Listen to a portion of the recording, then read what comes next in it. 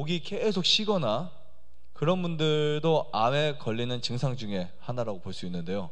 이제 나는 이상하게 1년 전부터 뭐 말만 조금 해도 목이 자주 쉰다. 네, 그런 분들이 간혹 계세요. 그리고 기침이 자주 나와요. 기침이. 근데 감기는 아닌데 기침이 자꾸 나와요. 그런 부분도 폐암에 좀 의심해 볼 필요가 있습니다. 그래서 어떤 전조 증상이 있을 때 그것을 발견해서 조금만 신경 써주면 암이 안 걸릴 확률이 되게 높거든요. 그 다음에 가래가 계속 난다 하고 막 이렇게 나는 담배를 피지 않는데 가래가 계속 나와요. 흰 가래도 나오고 노란 가래도 나오고, 그런 분들도 역시 주의할 필요가 있습니다. 그런데요, 사실 우리가 담배나 나쁜 공기를 마셨다고 다 폐암에 걸릴까? 그렇진 않아요. 네. 특히 폐가 약한 경우나 폐 기능이 저하된 경우에 있어서 그런 직접적인 어떠한 경로가 이제 우리 몸에 딱 맞게 되면 폐암에 걸릴 확률이 다른 암보다 더 높아지는 거예요. 그런데 이상하게 산속에 살고 좋은 공기를 마시고 환경에 사는데도 폐암에 걸린 분들이 있어요. 간혹 보면요. 그래서 이해가 안 간다고 하는 분들이 있어요. 나는 평생 담배도 안 피고 그리고 매연도 안 마시고 산속에 피톤치드, 이 좋은 공기를 많이 마시는데 왜 내가 폐암에 걸렸냐고. 나쁜 공기를 안 마시고 사는 사람들은 거의 없습니다. 그리고 또 주부들은 보통 이제 가스불 때문에 폐암에 걸릴 확률도 높아진다. 물론 가능성이 있어요. 가능성이 있고 그 단면적인 한 가지 부분 때문에 무조건 폐암이 되지는 않고요. 첫 번째 폐암이 되는 가장 큰 원인 중에 하나는 혈액이 더러워져서 폐암이 된다라고 보시면 됩니다. 그래서 이거를 알면은 헤매지 않아요. 사람들이 왜 폐암이 걸렸을까? 이유를 못 찾았을 때 가장 직접적이고 근본적인 원인이 혈액이라고요. 폐가 혈액과 무슨 상관이 있어? 라고 말할 수 있지만 사실은 폐에 수많은 그 혈관들이 이 폐에 어떤 역할을 해요? 폐에 들어와서 산소 공급을 작용을 시킨다고요. 그래서 폐에 혈액이 와서 산소를 충전시키는 거예요. 혈액은 폐에 들어와야 산소 충전할 수 있어요. 그러니까 그 충전된 혈액을 가지고 어디로 간다고? 뇌로도 갈 수 있고 손으로도 갈 수 있고 뭐 간으로도 갈 수 있고 위로도 갈 수 있어요. 야, 정말 기가 막혀요. 폐가 그 부분을 담당하고 있는 거예요. 그래서 여러분들의 몸에 산소 부족 현상을 막기 위해서 그런 일을 합니다. 근데 어느 순간부터 그냥 기침을 하고 가래를 뱉었는데 피가 나온다. 그럼 깜짝 놀라겠죠. 물론 이 성대 부분에서 상처가 나거나 감기나 이제 호흡기, 상기도 쪽에 문제가 있을 때도 그런 현상이 있겠지만 가장 무서운 건요, 내가 지금 현재 감기도 안 걸렸는데 이쪽에 염증도 없는데 자꾸 그런 증상이 계속 있어요. 그러면 의심해 볼 필요가 있으셔야 돼요. 그래서 그런 증상들을 무시하고요, 그냥 맥 없이 그냥 가래가 나오고 아니면 기침이 나오고 하는 그 증상들을 계속해서 무시해 뒀다가는 어느 순간 폐암이 딱 발견되는 거예요. 기침과 가래를 무시하시면 안 돼요. 그래서 그 증상들이 있을 때 그냥 병원 찾아가서 기침, 가래 녹이는 약 그런 거 먹어서 해결될 게 아니고요, 몸에 그러한 이상이 있을 때는 뭐를 깨끗하게 해야 된다고요? 혈액을 깨끗하게 해야 돼요. 라면이나 인스턴트 식품들이나 담배, 흡연, 그런 상황이 있는데도 계속해서 내 생활이 이어간다면요, 반드시 얼마 안 가서 폐암이라는 선고를 받게 될 수도 있습니다.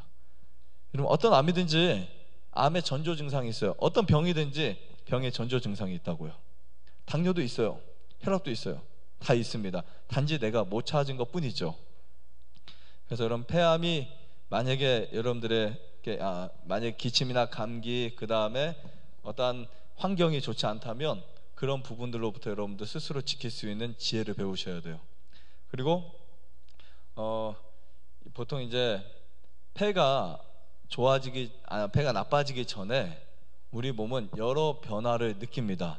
숨이 찬다든지, 폐암이 생기기 전에 막 숨이 차는 그런 그 증상도 있어요. 근데 이 폐에 어느 위치에 암이 있느냐에 따라서 증상이 좀씩 다르기 때문에 어쨌든 그런 어떤 증상들이 생기면 반드시 해결하셔야 돼요. 더운 공기를 많이 마신다든지, 그럼 폐가 자꾸 수축이 되겠죠.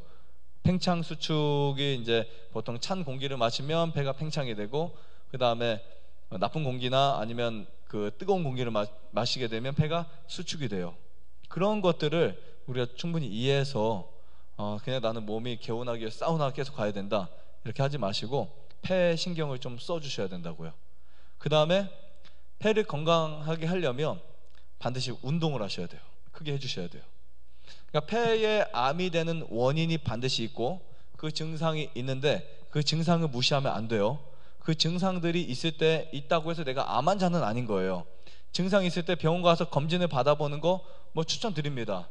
당연히 그래야만 하지만 조금 더 우리가 지혜롭게 생각한다면 진단 받는 것도 중요하지만 라이프 스타일을 바꿔가지고 완전히 바꿔서 여러분 생활해 주시면 병원에 안 가셔도 회복될 수 있는 가능성이 있어요. 그러면 어떤 결과를 갖게 되냐면 폐암이 생길 뻔했다거나 초기 암이 있는데 그냥 나도 모르게 폐암이 치료되는 경험을 하는 겁니다.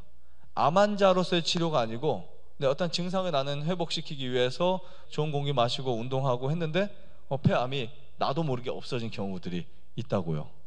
이렇게 치료 받는다면 얼마나 좋을까요? 환갑 이렇게 기념으로 여기 오셨는데 그죠? 네.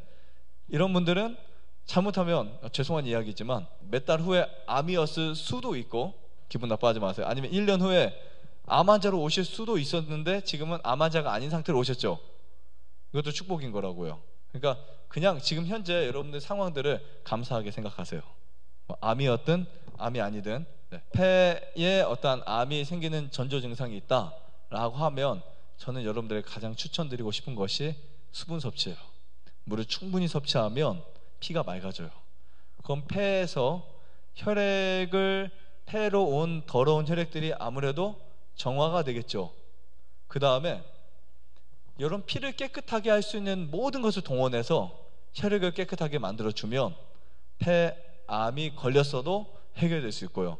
폐암이 걸리기 직전의 상황이라면 충분히 저는 막을 수 있다고 생각합니다. 그러니까 우리가 흡연도 안 좋고 나쁜 공기도 안 좋고 이렇게 생각할 수 있지만 정말 진짜 안 좋은 거 더러워진 혈액들이에요. 물론 혈액도 폐암의 직접적 원인 될 수 있고 간접적인 원인이 될 수도 있어요. 하지만 흡연도 원인이 될 수 있지만 더 무서운 것은 어떤 경우에 흡연보다 육식이 폐암의 원인이 될 수 있는 확률이 더 높아요. 네. 실제로 숯불갈비를 많이 먹는 사람과 담배를 피는 사람 누가 폐암에 걸릴 확률이 높을까요? 우리가 보통 생각할 때는 담배라고 생각할 수 있는데 고기가 더 높을 수도 있어요. 우리가 생각했던 것과 너무 다르죠. 여러분들이 피를 깨끗하게 하신다면 폐암 해결할 수 있고 지금 이 폐암이 되게 늘어나고 있어요. 만약에 어떤 환경이나 일하는 환경, 주거지의 환경이 이렇게 완벽하지 않아도 이거를 예방할 수 있는 충분한 방법이 있다고요. 그러기 위해서는 우선 내가 최악은 도시 나쁜 공기를 마시고 그냥 이렇게 운동도 잘하면서 나쁜 음식을 먹는 게 최악이고요. 그 중에 한 가지라도 아니면 두 가지라도 습관을 바꾸시면 훨씬 더 건강하게 살 수 있다라고 생각을 합니다. 좋아요, 구독, 안내자전 눌러주세요. 눌러주세요.